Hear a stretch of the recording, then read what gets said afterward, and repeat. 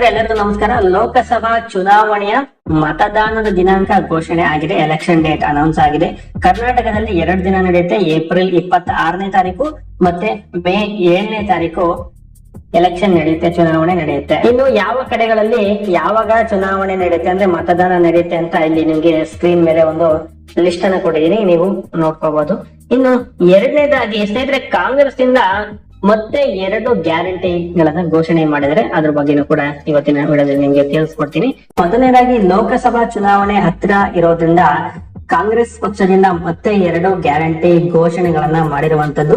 So ಬೆಂಗಳೂರಿನಲ್ಲಿ ನಿನ್ನೆ ನಡೆದಂತ ಸುದ್ದಿಗೋಷ್ಠಿಯಲ್ಲಿ ಎಐಸಿಸಿ ಅಧ್ಯಕ್ಷರಾಗಿರುವಂತಹ ಮಲ್ಲಿಕಾರ್ಜುನ್ ಖರ್ಗೆ ಅವರು 2 ಹೊಸ ಗ್ಯಾರಂಟಿ ಘೋಷಣೆಗಳನ್ನ ಮಾಡಿರುವಂತದ್ದು.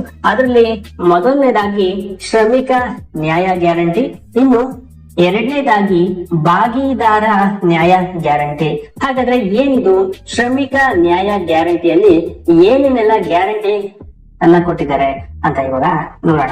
ಶ್ರಮಿಕ ನ್ಯಾಯ ಗ್ಯಾರಂಟಿಯಲ್ಲಿ ಎಲ್ಲ ಸಂಘಟಿತ ಅಸಂಘಟಿತ ಕಾರ್ಮಿಕರಿಗೆ ಉಚಿತ ಔಷಧಿ ಮತ್ತು ಚಿಕಿತ್ಸೆ, ಶಸ್ತ್ರಚಿಕಿತ್ಸೆ ನೀಡಲು ಆರೋಗ್ಯ ಹಕ್ಕನ್ನು ಜಾರಿ ಮಾಡ್ತೀವಿ ಅಂತ ಈ ಒಂದು ಘೋಷಣೆಯಲ್ಲಿ ಜಾರಿ ಮಾಡಿರುವಂತದ್ದು. ನೆಕ್ಸ್ಟ್, ನರೇಗಾ ಯೋಜನೆ ಅಡಿಯಲ್ಲಿ ಕಾರ್ಮಿಕರಿಗೆ ದಿನಗೂಲಿ ಮೊತ್ತ 400 ರೂಗೆ ಹೆಚ್ಚಳವನ್ನು ಮಾಡ್ತೀವಿ ಅಂತ ಹೇಳಿದ್ದಾರೆ.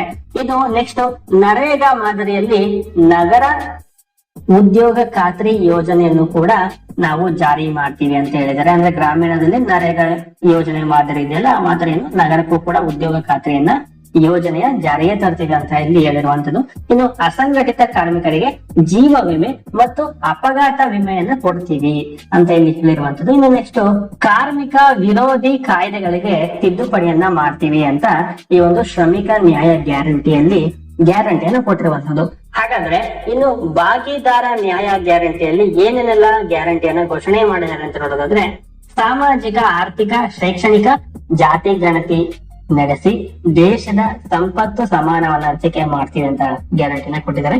ಇನ್ನು ನೆಕ್ಸ್ಟ್, SC/ST ಹಿಂದುಳಿದ ವರ್ಗಗಳಿಗೆ ಮೀಸಲು ಹೆಚ್ಚಳಕ್ಕೆ 50% ಮೀಸಲಾತಿ ಮಿತಿ ತೆರವು. ಅಂದ್ರೆ SC/ST ಮತ್ತೆ ಹಿಂದುಳಿದ ವರ್ಗಗಳಿಗೆ ಮೀಸಲನ್ನು ಹೆಚ್ಚಿಗೆ ಮಾಡ್ತೀವಿ ಅಂತ ಇಲ್ಲಿ ಗ್ಯಾರಂಟಿಯಲ್ಲಿ ಹೇಳಿರುವಂತದ್ದು. ನೆಕ್ಸ್ಟ್, ಆದಿವಾಸಿ ಹಕ್ಕು ರಕ್ಷಣೆಗೆ ಅರಣ್ಯ ಹಕ್ಕು ಕಾಯ್ದೆ ಜಾರಿ, ಈಗಿರುವ ಕಾಯ್ದೆಗೆ ತಿದ್ದುಪಡಿ ಹಾಗೂ ಅರಣ್ಯ ಉತ್ಪನ್ನಗಳಿಗೂ ಬೆಂಬಲ ಬೆಲೆಯನ್ನ ಕೊಡ್ತೀವಿ, ಅಂದ್ರೆ ಗ್ಯಾರಂಟಿಯನ್ನ ಕೊಡ್ತೀವಿ, ಭರವಸೆಯನ್ನ ಕೊಡ್ತೀವಿ ಅಂತ ಇಲ್ಲಿ ಹೇಳಿರುವಂತದ್ದು. ಇನ್ನು ನೆಕ್ಸ್ಟ್, ಆದಿವಾಸಿಗಳಿಗೆ ಸ್ವಯಂ ಆಡಳಿತ ಹಾಗೂ ಸಂಸ್ಕೃತಿ ರಕ್ಷಣೆ ಹಕ್ಕು ನೀಡಲು ಕಾಯ್ದೆಯನ್ನು ಜಾರಿಗೆ ತರ್ತೀವಿ ಅಂತ ಘೋಷಣೆ ಮಾಡಿದ್ದಾರೆ. ನೆಕ್ಸ್ಟ್, ಖಾಲಿ ಇರುವ ಕೇಂದ್ರ ಸರ್ಕಾರದ ಮೀಸಲಾತಿ ಹುದ್ದೆಗಳನ್ನ ಭರ್ತಿ ಮಾಡ್ತೀವಿ ಅಂತ ಈ ಭಾಗಿದಾರ ನ್ಯಾಯ ಗ್ಯಾರಂಟಿಯಲ್ಲಿ ಇಷ್ಟು ಭರವಸೆಗಳನ್ನ ಕೊಟ್ಟಿರುವಂತದ್ದು. ಸ್ನೇಹಿತರೆ, ಚುನಾವಣೆಯ ಸಂದರ್ಭದಲ್ಲಿ ಒಂದು ಮಾತನ್ನು ನಿಮಗೆ ಹೇಳಲೇಬೇಕು.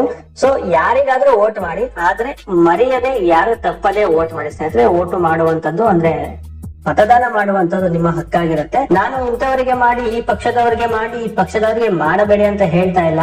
ಸೊ ನಾನು ಯಾವ ಪಕ್ಷದ ಪರಾನೂ ಅಲ್ಲ, ವಿರೋಧಿನೂ ಅಲ್ಲ.